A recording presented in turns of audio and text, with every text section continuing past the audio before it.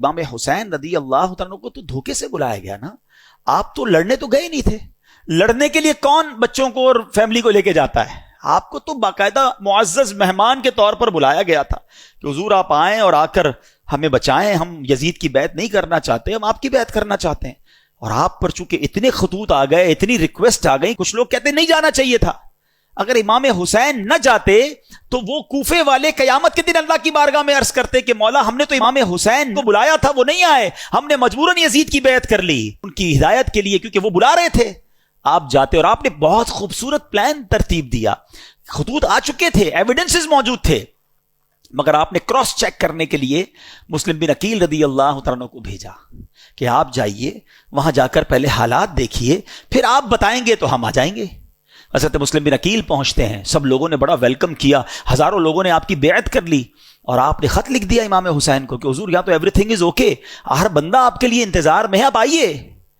Unfortunately دیکھیں کہ خط ادھر پہنچتا ہے, امام حسین ادھر روانہ ہوتے ہیں اور ادھر کوفے والوں نے غداری کی اور وہاں حضرت مسلم بن عقیل سے دھوکہ کیا, آپ کو شہید بھی کر دیا گیا. حضرت مسلم بن عقیل کے بچوں کو بھی شہید کیا گیا, اور حضرت مسلم بن عقیل رضی اللہ عنہ آخری وقت تک کہتے رہے کہ کاش میں وہ خط نہ لکھتا. آپ ٹریول کر چکے اور ادھر حضرت مسلم بن عقیل کو شہید کر دیا گیا.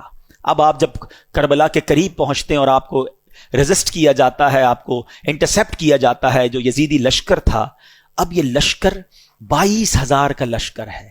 ایک بڑا ریلیونٹ کوسچن ہے کہ 72 لوگ ہیں جن میں بچے بھی ہیں, عورتیں بھی ہیں, ان سے لڑنے کے لیے یا ان کو گرفتار کرنے کے لیے اتنا بڑا لشکر کیوں بھیجا گیا؟ 1,000-2,000 آدمی بھیج دیے جاتے, کیونکہ یہ تو ویل ایکوپڈ بھی نہیں تھے, کیونکہ یہ جنگی ساز و سامان لے کر بھی نہیں گئے تھے. وہ سارے ایکوپڈ تھے, سارے جناب ساز و سامان کے ساتھ آئے تھے.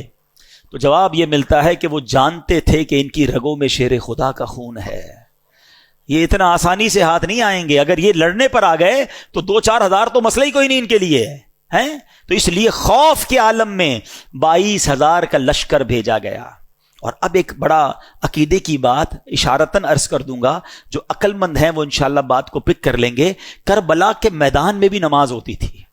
ہاں, ادھر والے بھی جو تھے نا وہ نمازی تھے, اذان بھی دیتے تھے, کلمہ بھی پڑھتے تھے, اور نماز کے وقت میں نماز بھی پڑھتے تھے. اچھا ہوتا کیا تھا, جب 22,000 لوگوں کی جماعت ہو رہی ہے تو امام حسین کو بھی وہاں چلے جانا چاہیے تھا. کربلا والے جو تھے, خاندان رسول والے, کہ آپ بھی سب جا کے بڑی جماعت میں پڑھ لیں. لوگ کہتے ہیں نا بڑی جماعت نہیں چھوڑنی چاہیے.